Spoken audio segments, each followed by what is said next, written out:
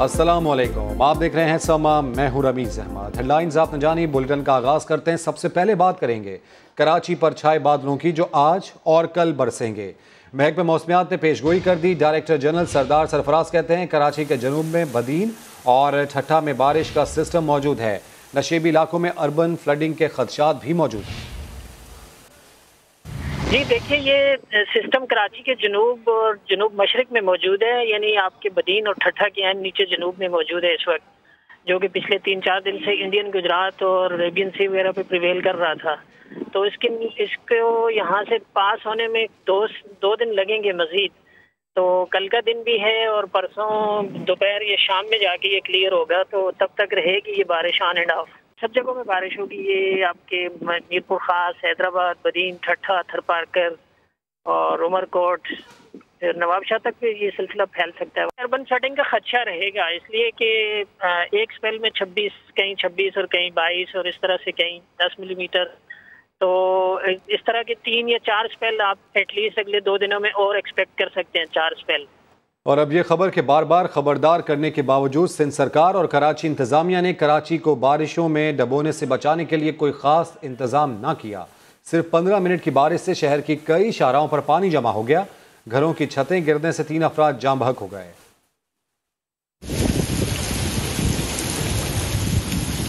बार बार कहा, खबरदार करते रहे कि बारिश होने वाली है, खुदारा कुछ कर लें, मगर अब करते भी तो क्या, देखिए तमाशा। पीएनटी कॉलोनी में मोटरसाइकिल वाले पानी में छुपी अपनी सवारी को घसीटते रहे। केडीए का हाल देखिए, माजी की तरह इस बार भी ये चौरंगी डूब गई, क्योंकि सिंध सरकार और कराची इंतजामिया इस बार भी नॉर्थ नाजाबाद के नालों से कचरा ही साफ न कर सकी। पुल के नीचे मेरी गाड़ी बंद हो गई है, बिल्कुल कोई इंतजामिया साथ नहीं देती किसी का भी। वही हाल है, कोई भी इनके अंदर कोई भी ना इंसानियत है ना कुछ भी है। और वहाँ से यहाँ पर हम लोग हैं, वहाँ पे भी हम लोगों ने देखा चीपा में डेड बॉडी पड़ी हुई किसी की, यार वो भी बेचारा फंसा हुआ है वहाँ पे। कोई इंतजामिया का बंद नजर आ रहा है, कोई पानी की निकासी के लिए कोई काम नजर आ रहा है? कहीं नहीं, कुछ भी नहीं नजर आ रहा, पूरा बेड़ा गर्क किया हुआ है रोडों का। अब देखिए तवील शारा फैसल का हाल। नर्सरी के मकाम पर गाड़ियां पानी में डूबी नजर आ रही हैं। गुलशन इकबाल का भी यही हाल देखा गया। और ये है एफसी एरिया। जरा सी बारिश ने इस सड़क को तालाब बना दिया। शारा फैसल पर ही एफटीसी बिल्डिंग पर लगे साइन बोर्ड का कवर गिर गया। शाहराहों पर पानी जमा हुआ तो आई चंदुरीगर रोड, सदर, शारा फैसल, लियाकताबाद समेत दीगर शाहराहों पर ट्रैफिक जैम रहा। कई मकामात पर एम्बुलेंस फंसी रही। उधर इब्राहिम हैदरी और लियाकताबाद में घरों की छतें गिरने से 3 अफराद जाँ बहक हुए। रात गए तक बारिश के पानी की निकासी न होने से शारा फैसल समेत मुख्तलिफ सड़कों पर ट्रैफिक जाम रहा। कराची का ये हाल, यानी कम बारिश हुई और ज्यादा पानी आ गया। बिलावल का फार्मूला इनकी अपनी सिंध सरकार की नाअहली से गलत साबित हुआ। आता है तो पानी आता है, जब ज्यादा बारिश आता है तो ज्यादा पानी आता है। कराची में बादल क्या बरसे कि इलेक्ट्रिक के 15 से ज्यादा फीडर ट्रिप कर गए। मुख्तलिफ इलाकों से बिजली गायब हो गई। पाक कॉलोनी और कुरंगी में पीएमटीज में धमाकों से रिहायशी सहम गए। उधर बारिश के दौरान लियाकताबाद में के इलेक्ट्रिक का पोल ही गिर गया।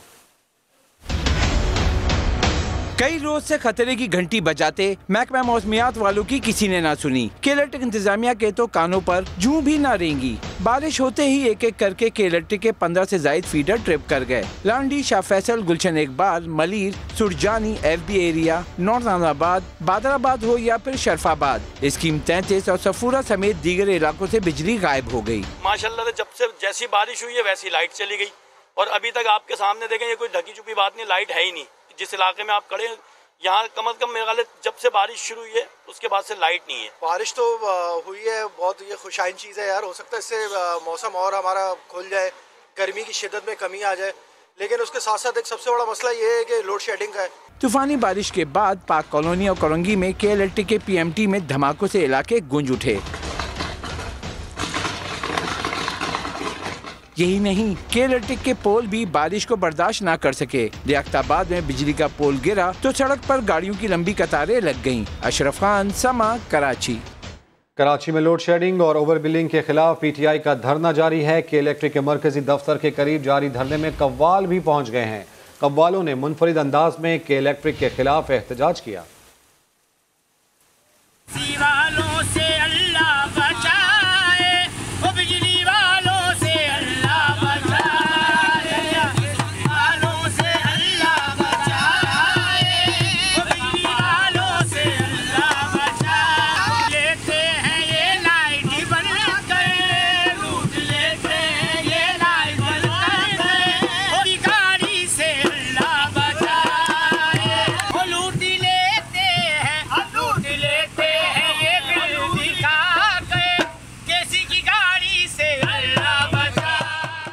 तो बिल दिखाए जा रहे हैं, एहतजाज किया जा रहा है, कव्वाली यहाँ पर गाई जा रही है। कराची में लोड शेडिंग और ओवर बिलिंग का मामला है। पाकिस्तान तहरीक इंसाफ का धरना ऐसे में जारी है कि इलेक्ट्रिक के मरकजी दफ्तर के बाहर के मनाजिर हैं, जहाँ पर धरने में कव्वाल भी पहुँच गए हैं और अपने मुनफरिद अंदाज में कि इलेक्ट्रिक के खिलाफ ये अनोखा एहतजाज इन कव्वालों की जानिब से किया जा रहा है, जो कि बिजली के सताए हुए हैं, बिजली की बंदिश के सताए हुए हैं। कराची में लोड शेडिंग है और साथ ही साथ हालिया दिनों में ओवर बिलिंग का मामला है, जिस पर पाकिस्तान तहरीक इंसाफ भी दीगर जमातों के हमरा धरना जारी रखे हुए कि इलेक्ट्रिक के मरकजी दफ्तर के बाहर मौजूद हैं। इस वक्त न सिर्फ पाकिस्तान तहरीक इंसाफ के कारकुनान बल्कि ये कव्वाल भी यहाँ पर पहुँचे हैं, जिनकी जानिब से न सिर्फ धरना दिया जा रहा है बल्कि मुनफरिद अंदाज में यहाँ पर अपना एहतजाज रिकॉर्ड करवाया जा रहा है।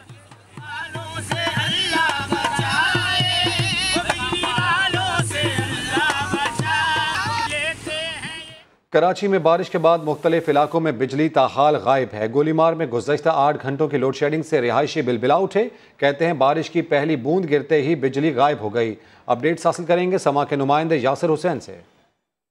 बरसात होने के बाद जो है वो गैर एलानिया लोड शेडिंग मजीद बढ़ा दी गई है। बेशतर इलाके जो है वो अंधेरे में डूब चुके हैं। इस वक्त मैं मौजूद हूँ गोलीमार चौरंगी पे, जहां अगर आप मेरे अकब में देख सकते हैं तो रिजविया का जो इलाका है वो अंधेरे में डूबा हुआ है। शहरियों से जब बात हुई तो शहरियों का यही कहना था कि 6-6, 7-7 घंटे गैर एलानिया लोड शेडिंग से अब हम तंग आ चुके हैं। अगर मैं बात करूं लोड शेडिंग किन इलाकों में की जा रही है तो उसमें सेंट्रल के बहुत से इलाके हैं, जैसे कि अजमेर नगरी, बफर जोन, नाज़िमाबाद, गोलीमार, गोल मार्केट और लियाकताबाद। और अगर हम बात कर लें दूसरे इलाकों की तो वहाँ महमूदाबाद हो गया, तारिक रोड हो गया, क्लिफ्टन के कुछ इलाके हैं, कुछ ब्लॉक्स डिफेंस के हैं जहाँ गैर एलानिया लोड शेडिंग इस वक्त भी जारी है। जी अपडेट्स के शुक्रिया यासिर। वैसे तो हमेशा ही कराची में बारिश महकमा बल्दियात का पोल खोलती है, लेकिन 2020 की पहली बरसात ने ज़रा हट के बल्दियाती नुमाइंदों और पोश इलाकों की इंतज़ामिया का पोल खोला। आइए आपको दिखाते हैं डिफेंस में डांसिंग फाउंटेन की एक झलक, जो कि इस वक्त देखी जा सकती है। एक शहरी की जानिब से ये वीडियो बनाई गई और देखा जा सकता है कि ये डिफेंस का इलाका है, जिसे पोश इलाका कहा जाता है। और यहाँ पर जो बरसाती नाला है वो किस तरीके से उबल उठा है देखा ये जा सकता है कि डांसिंग फाउंटेन जैसे मनाजिर यहाँ पर देखे जा रहे हैं, क्योंकि फुआरा यहाँ पर एक तरह से हम देख सकते हैं कि उबल पड़ा है। सीवरेज का पानी है, साथ ही बरसात का पानी इसमें मिला और इसके बाद जो मनाजिर हैं वो इस वक्त बेहतर तौर पर समा की स्क्रीन पर देखे जा सकते हैं। कुछ दीगर खबरें शामिल करें। बरसों बाद बिलाखिर सिंध हुकूमत ने 3 बड़े केसेस की ज्वाइंट इंटेरोगेशन रिपोर्ट पब्लिक कर दी। पाकिस्तान के 9/11 सानिया बल्दिया की तफ्तीश खराब करने में पुलिस को भी जिम्मेदार करार दिया गया है। लियारी गैंग के सरगना उज़ैर बलोच की जानिब से कत्लेआम में भी पुलिस की मुआवनत का इंकशाफ हुआ है।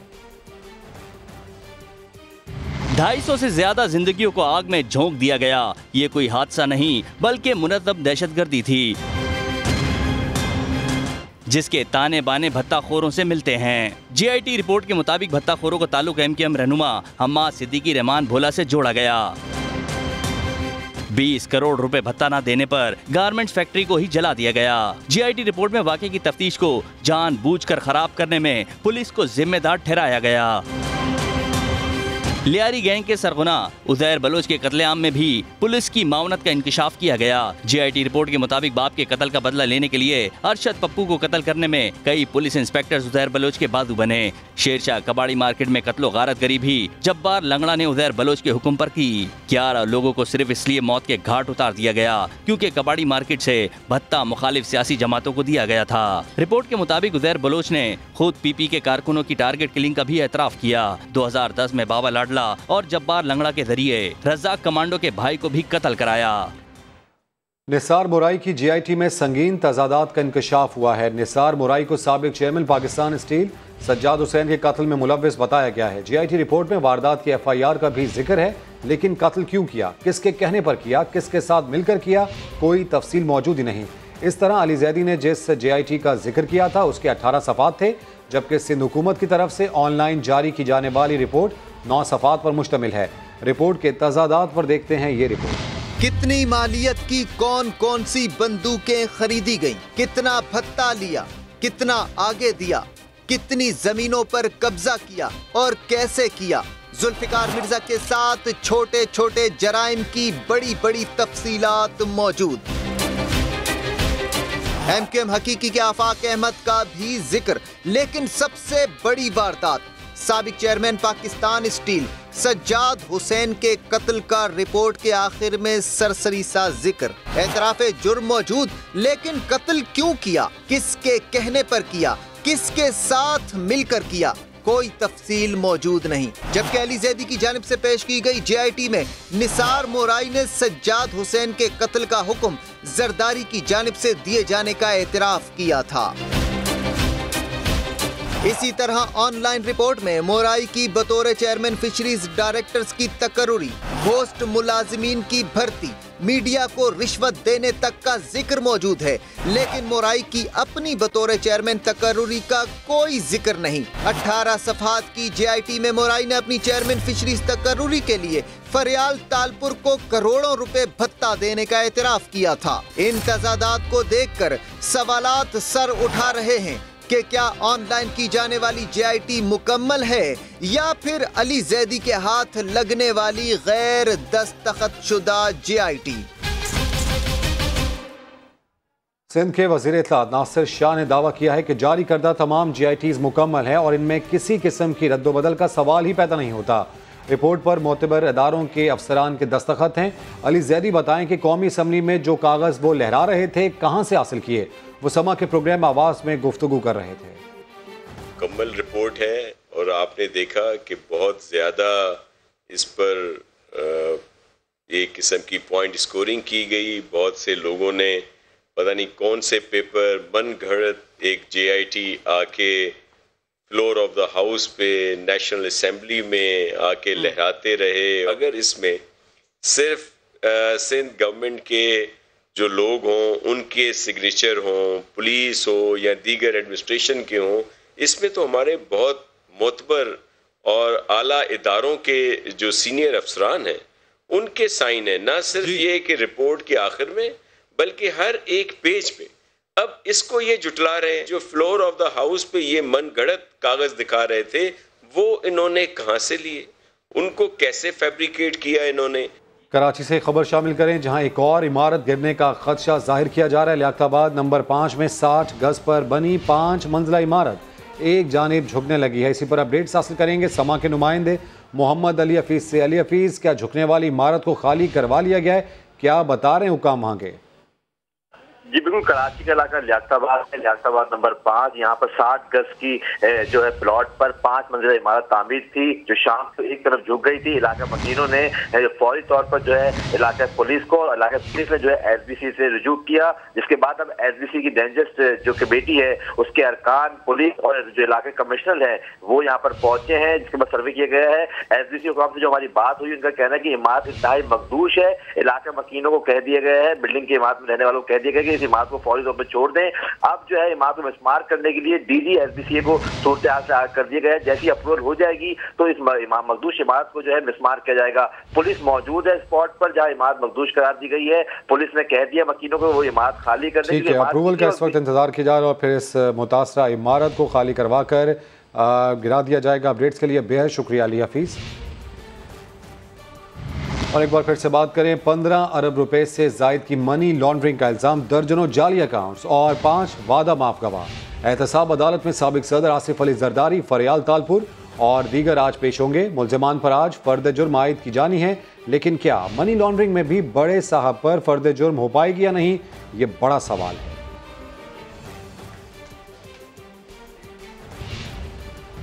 आसिफ जरदारी गिरफ्तारी के चंद रोज बाद ही जेल से अस्पताल मुंतकिल हो गए थे। पीपल्स पार्टी साबिक सदर को मर्जी के मुताबिक इलाज की सहूलियात के लिए कराची मुंतकली का मुतालबा करती रही। दिसंबर में जमानत मिलने के बाद आसिफ अली जरदारी को कराची मुंतकिल किया गया।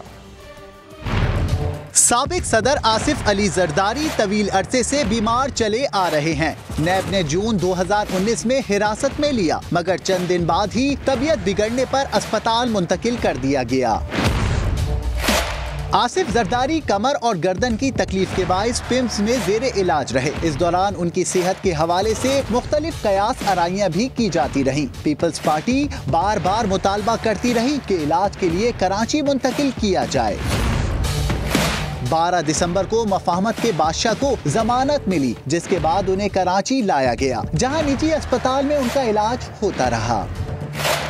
बेनजीर भुट्टो की बरसी के मौके पर लियाकत बाग में मुनकिदा जलसे से भी आसिफ जरदारी ने अस्पताल से खिताब किया। साबिक सदर की सेहत के मुतालिक रमजान के दौरान अफवाहों ने जोर पकड़ा, मगर गुज़िश्ता माह फादर्स डे के मौके पर उनकी नई तस्वीर जारी की गई। चंद रोज पहले बिलावल ने बताया था कि उनकी तबीयत अब भी नासाज है और वो घर पर जेरे इलाज हैं। बिलावल भुट्टो जरदारी की ज़ेरे सदारत पाकिस्तान पीपल्स पार्टी का आला सतह का इजलास हुआ। कई जाले रहनुमाओं का मुस्लिम लीग नून से मुतालिक शदीद तहफ़्फ़ुज़ात का इजहार किया गया है। एतजाज़ एहसन ने तो ये भी कह दिया कि इमरान खान हुकूमत की ज़मानत मुस्लिम लीग नून है। Chairman People's Party Bilawal Bhutto की ज़ेरे सदारत इजलास में एतजाज़ एहसन समेत दीगर ने मुस्लिम लीग नून के रवैये पर कड़ी तनकीद की। एतजाज़ एहसन का मौक़िफ़ था कि मुस्लिम लीग नून काबिल एतमाद जमात नहीं, इमरान खान हुकूमत की ज़मानत भी नून लीग है। दीगर कई पीपी रहनुमा भी नून लीग की खामोशी पर नाखुश थे। बिलावल भुट्टो ने कहा, उम्मीद है हुकूमत के खिलाफ मुस्लिम लीग नून अपना किरदार अदा करेगी। लीगी रहनुमा मोहम्मद जुबैर ने दावा किया है कि PTI के कई रहनुमा और अरकान कौमी असम्बली मुस्लिम लीग से राबते में हैं। वज़ीर रेलवे ने -3 का बयान देकर इमरान खान को खुद ही माइनस कर दिया। वज़ीर आज़म ने शेख रशीद के ख्यालात को पसंद नहीं किया होगा। वो समा के प्रोग्राम नदीम मलिक लाइव में गुफ्तगू कर रहे थे। PTI के कितने रहनुमा हैं, MNAs हैं जो कि हमारे साथ राब्ते में और बिल्कुल राब्ते में भी हैं, लेकिन ये जो माइनर चीज़ें ना, दिस विल नॉट अफेक्ट। सबसे ज़्यादा इंपॉर्टेंट चीज़ ये है कि गवर्नमेंट बुरे तरीके से फेल होगी डिलीवर करने में। Coming from Sheikh Rashid, senior तरीन रहनुमा हैं, इनके कोलिशन पार्टनर हैं, PTI के ही हैं। वो जब ये कह रहे हैं -1 नहीं अगर होगा तो फिर -3 होगा, तो माइनस इमरान तो उन्होंने कर ही दिया। उन्होंने कहा कि इमरान को तो हम एक्सेप्ट करने के लिए तैयार हैं, लेकिन इन द बार्गेन होगी फिर और भी 2 जाएंगे माइनस। मोस्ट प्रोबेबली वो शायद रेफर कर रहे हैं एक पीपल्स पार्टी से और एक PMLN से, बट एक जो उनके मेरा नहीं ख्याल है कि इमरान खान साहब ने इस स्टेटमेंट को बहुत पसंद किया होगा। गुजरावाला में कोरोना रिलीफ टाइगर ऐप की इफ्तिताई तकरीब में नून लीगी MPA अशरफ अंसारी की शिरकत ने सियासी मैदान में हलचल मचा दी। मोहसिन खालिद की रिपोर्ट।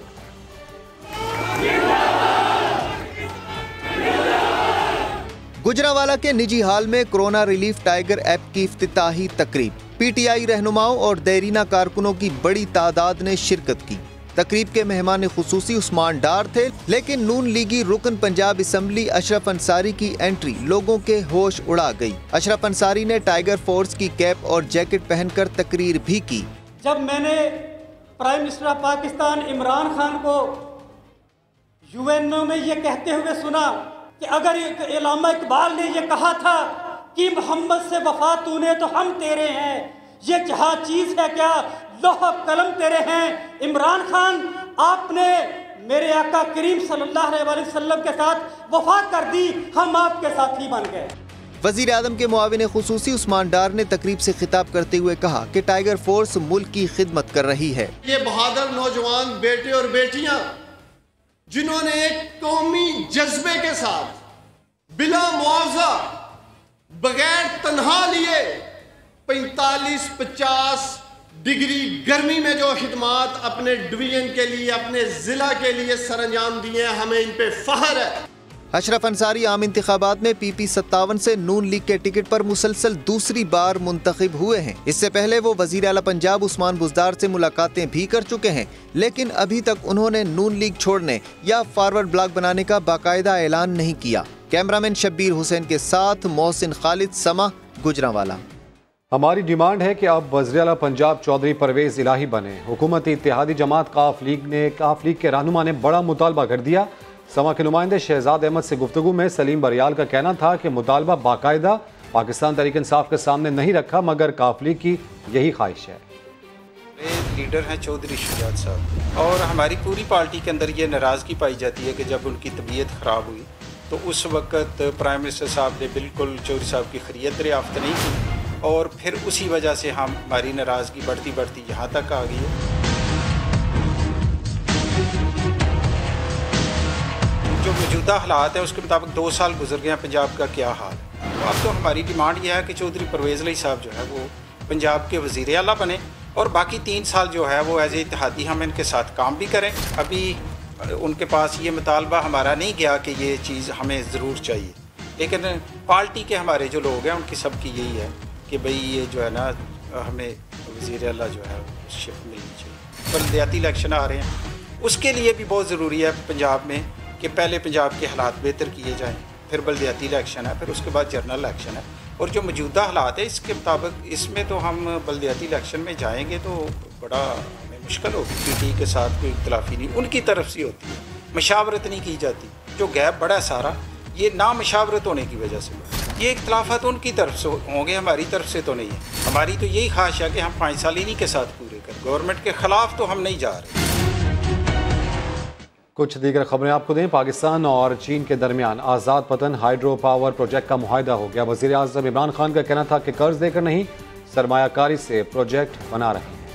आवाम के लिए अच्छी खबर, हुकूमत सस्ती और माहौल दोस्त बिजली फराहम करने के लिए कोशा। पाकिस्तान और चीन के दरमियान सी पैक में शामिल दूसरे मंसूबे का मुआहदा तय पा गया। आजाद पतन हाइड्रो पावर प्रोजेक्ट के 1800 मेगावाट सस्ती बिजली के मुआहदों पर दस्तखत कर दिए गए। दरियाए जहलम पर बनने वाले प्रोजेक्ट पर 700.7 मेगावाट मंसूबा तामीर किया जाएगा, जिस पर चीन $1.5 अरब की सरमायाकारी करेगा। कर्जे हमें पता है, हमने कर्जे लेके पावर प्रोजेक्ट्स बनाए हैं और उनका बड़ी भारी कीमत देनी पड़ती है मुल्क को।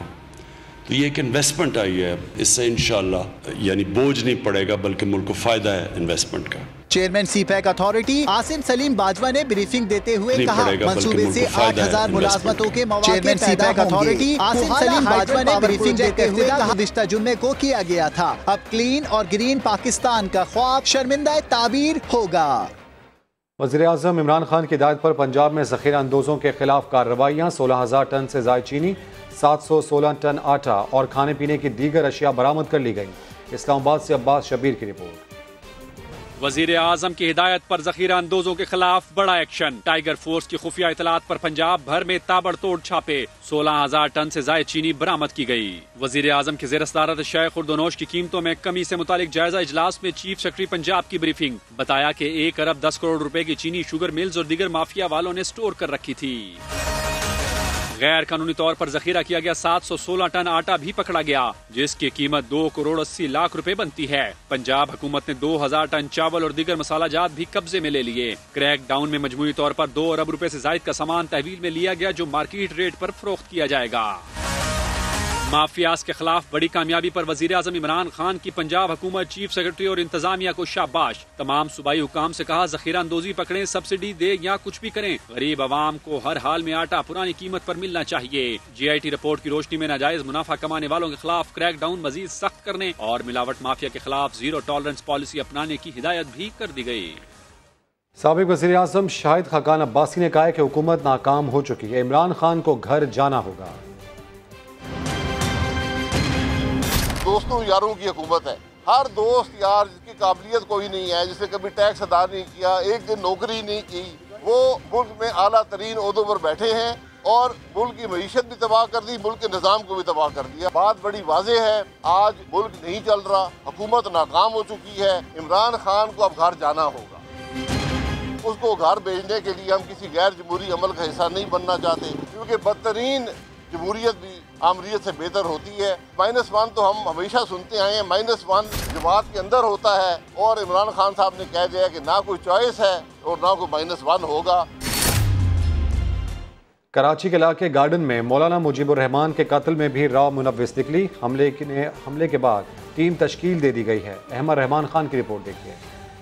भारतीय खुफिया एजेंसी रॉ के आलाकार पाकिस्तान में मुंह की खा रही हैं। कानून नाफिज करने वाले इदारे मुल्क भर में दहशतगर्दी की वारदातों को नाकाम बना रहे हैं।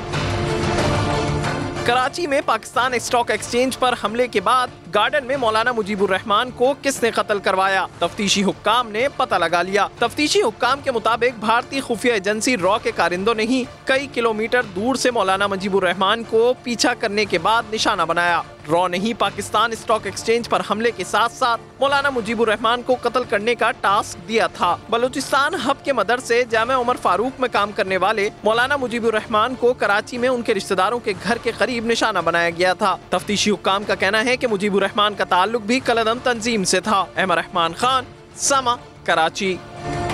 चमन में वाटर टैंक की सफाई के दौरान जहरीली गैस से 7 अफराद जाँ बहक हो गए। 6 अफराद का ताल्लुक एक ही खानदान से है। सईद अचकजई की रिपोर्ट। चमन में पानी के टैंक की सफाई के लिए उतरने वाले 7 अफराद लुकमे अजल बन गए। पुलिस के मुताबिक ट्रंच रोड बाजार में वाक़े आटे की दुकान के अंदर मौजूद टैंक की बहुत अरसा से सफाई नहीं की गई थी। दुकान के मालिक समेत यके बाद दीगरे 7 अफराद उतरे तो वापस ना निकल सके। MS के मुताबिक लोगों की अमवात जहरीली गैस के बाइस हुई। ये कार्बन मोनोऑक्साइड गैस वहाँ पे भरी हुई है, क्योंकि ये गंदे पानी है और ये बहुत नीचे भी गिरा हुआ भी है, तो वहाँ पे इस वजह से ये कार्बन मोनोऑक्साइड की पॉइजनिंग की वजह से ये सारे वहाँ पे एक्सपायर हो। ड्यूटी पर मौजूद ट्रैफिक एहलकार का कहना था कि उसने न सिर्फ पुलिस को इत्तला दी बल्कि लाशों को निकालने में मदद भी की। जब उसका एक सेठ उतर गया, सेठ भी उसी तालाब में लापता हो गया, फिर सेठ का कोई बच्चा बाप के पीछे उतर गया, वो लापता हो गया, फिर दूसरा वो उसका भाई उतरे हुए थे, लोगों को रस्सी के साथ बाहर निकाल दिया, बहुत मुश्किलात के साथ। तालाब के टंकी का सर भी बहुत छोटा था। जहाँ बहक होने वाले अफराद की लाशें पोस्टमार्टम के बाद वुरसा के हवाले कर दी गई। सईद अचकजई, समा, चमन।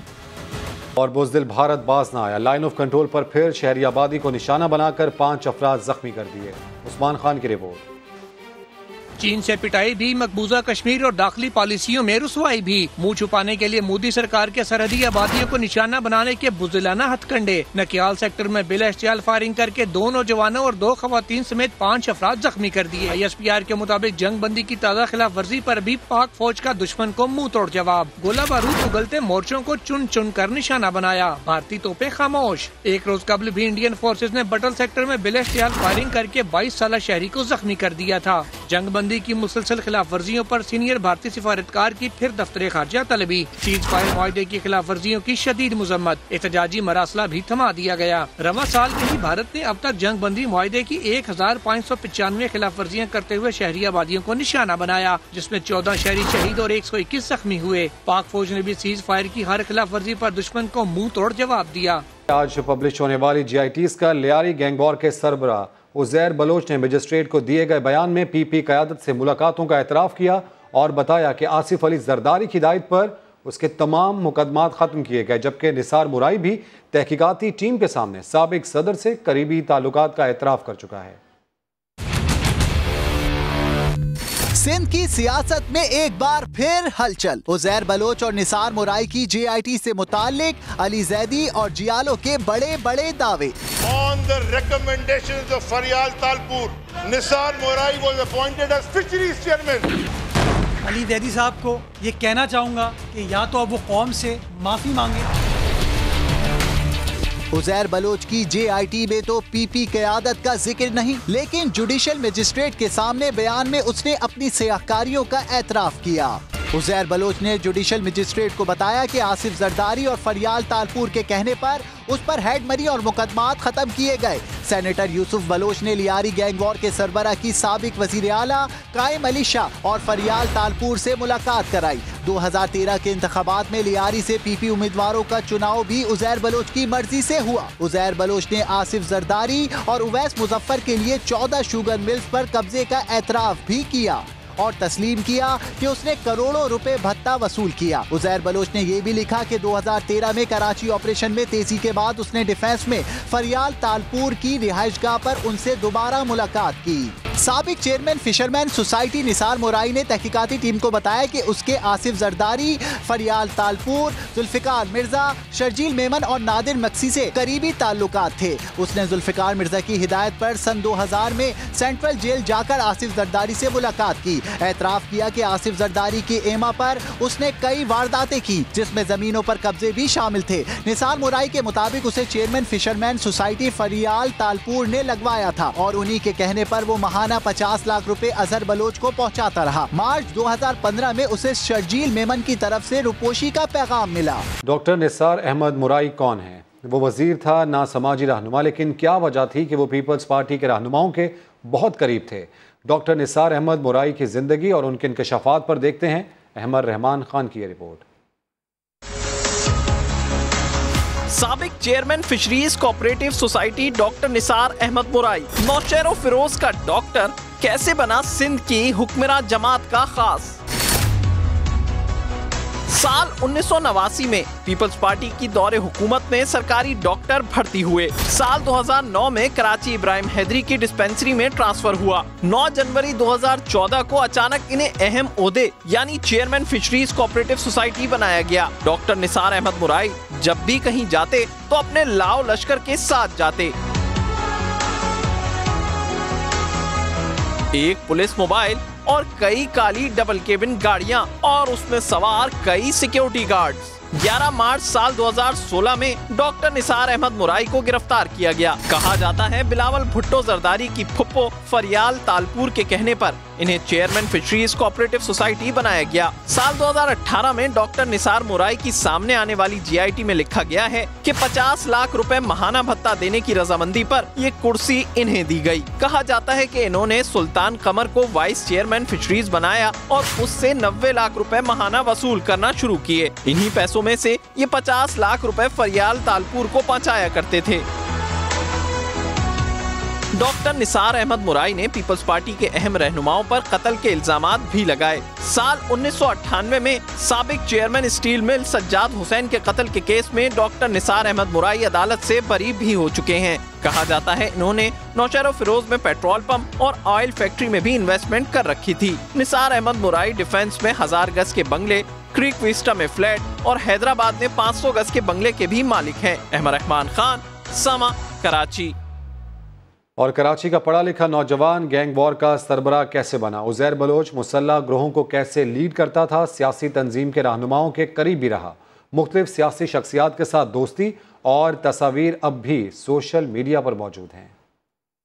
लियारी सिंगोलेन का उज़ैर अली ग्रेजुएशन का तालिबे इल्म, वालिद के ट्रांसपोर्ट के कारोबार को आगे बढ़ाने में मशगूल नौजवान था। साल 2003 में उज़ैर अली के वालिद फैजू मामा को लियारी गैंग वॉर के अरशद पप्पू ने अगवा के बाद कत्ल किया, जिस पर दूसरे ग्रुप के सरबरा अब्दुल रहमान उर्फ डकैत ने उज़ैर को अपने साथ लिया और उज़ैर अली ने वालिद की मौत का बदला लेने के लिए गैंग वॉर की दुनिया में कदम रख दिया। साल 2008 में पुलिस मुकाबले में अब्दुल रहमान उर्फ डकैत के मारे जाने के बाद उज़ैर अली ने सरदारी की कुर्सी संभाली और बन गया लियारी गैंग वॉर का सरबरा सरदार उज़ैर जान बलोच। उज़ैर बलोच की पीपल्स पार्टी के बेशतर रहनुमाओं के साथ मुख्तलिफ औकात में तस्वीर भी मौजूद हैं। 30 जनवरी साल 2016 को रेंजर्स ने उज़ैर बलोच को गिरफ्तार किया। साल 2018 में उज़ैर बलोच की मंजर-ए-आम पर आने वाली जेआईटी में कई अहम इंकशाफात सामने आए। उज़ैर बलोच पर 198 अफराद के कत्ल का भी इल्जाम है। गैंग वॉर के अरशद पप्पू और शेरशाह कबाड़ी मार्केट में 11 दुकानदारों का कत्ल भी इसमें शामिल है। कहा जाता है कि उज़ैर बलोच ने एक सियासी जमात के रहनुमाओं के कहने पर न सिर्फ मुख्तलिफ घरों पर कब्जा किया बल्कि शहरियों से भत्ता भी लिया। ये भी कहा जाता है कि उज़ैर बलोच के कहने पर ही लियारी के थानों में SHOs तैनात किए जाते थे। गैंग वॉर सरबरा उज़ैर बलोच पर अरशद पप्पू कत्ल समेत 54 मुकदमात ज़ेरे समात हैं। अहमद रहमान खान, समा, कराची। हमारे शहदा हमारे हीरो। कारगिल जंग के 2 अजीम सपूतों को ज़बरदस्त खिराज अकीदत पेश किया गया। कैप्टन कर्नल शेर खान शहीद, हवलदार लालक जान शहीद। बहादरी लाजवाल जज्बे, मिसाली क़यादत का दरख्शंदा बाब। मादरे वतन के दिफा के लिए जान निछावर करने से बड़ा कोई एजाज़ नहीं है, आर्मी चीफ की जानिब से ऐसा कहा गया। साथ ही साथ आपको बताएं कि शहदा ने अपने खून से अज़्म हिम्मत की तारीख रकम की। DGISPR की जानिब से ऐसा बताया जा रहा है। तो कारगिल जंग के 2 अजीम सपूतों को ज़बरदस्त खिराज अकीदत पेश किया गया। हमारे शहदा हमारे हीरो, कैप्टन कर्नल शेर खान शहीद और हवलदार लालक जान शहीद बहादरी लाजवाल जज्बे और मिसाली क़यादत का दरख्शंदा बाब हैं। दुनिया के बुलंद तरीन महाज पर दुश्मन को नाकों चने चबवाने और शहादत का रुतबा पाने वाले 2 अजीम सपूत कैप्टन कर्नल शेर खान ने 5 जुलाई और हवलदार लालक जान ने 7 जुलाई 1999 को वतन पर जान निछावर की। पाक फौज के इन बहादुर जांबाजों को पूरी कौम सलाम पेश करती है। इस्लामाबाद से उस्मान खान की रिपोर्ट। हम चट्टान हम तूफान हैदराने हैदरान, पाकिस्तान के 2 बहादुर सपूतों की कारगिल के बर्फपोश पहाड़ों पर लिखी दास्तान कभी मिट नहीं पाएगी। कैप्टन कर्नल शेर खान और हवलदार लालक जान अल्लाह के शेर हैं, जिनकी बहादुरी का बरमला एतराफ दुश्मन ने भी किया।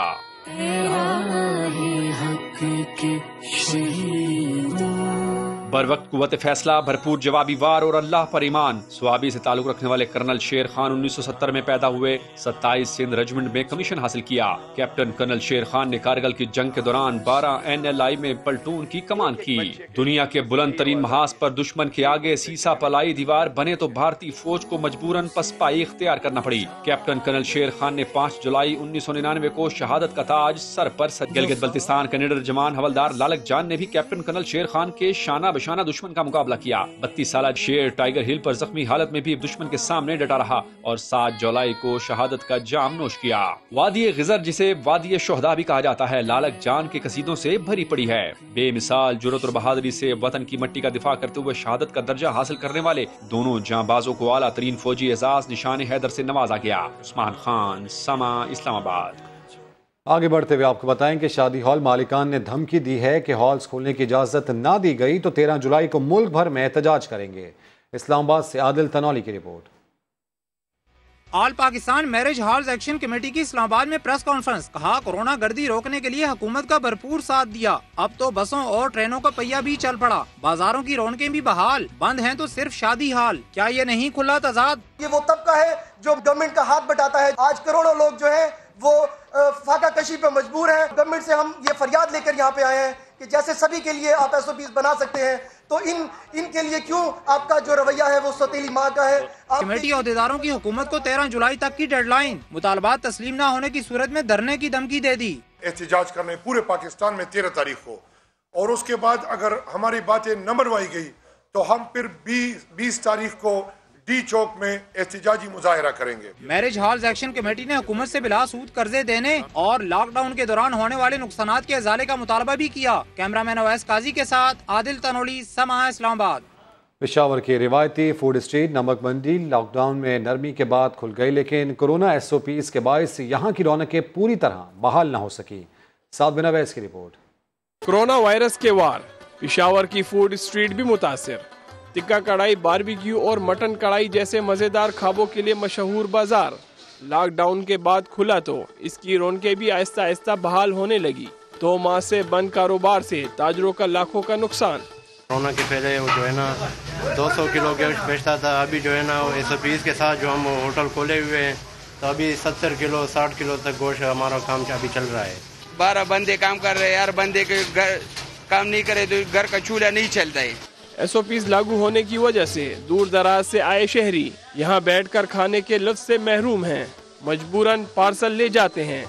काफी अर्से के बाद ये जगह खुली है तो आज हमने कहा चले बस थोड़ा राउंड भी हो जाएगा, चक्कर भी हो जाएगा, तो घर वालों के लिए कुछ खाना पीना ले जाएंगे, क्योंकि यहाँ पर तो पाबंदी है और गवर्नमेंट छोड़ भी नहीं रही है। हालात यही चल रहे हैं कि वो लोग पार्सल के लिए दे रहे हैं। गवर्नमेंट ने जो पाबंदी लगाई हुई है, लेकिन वो मजा नहीं है जो पहले मजा था। फूड स्ट्रीट में मुख्तलिफ रिवायती पकवान बगैर मसाला जात के सिर्फ लाट, टमाटर और नमक से तैयार किए जाते हैं।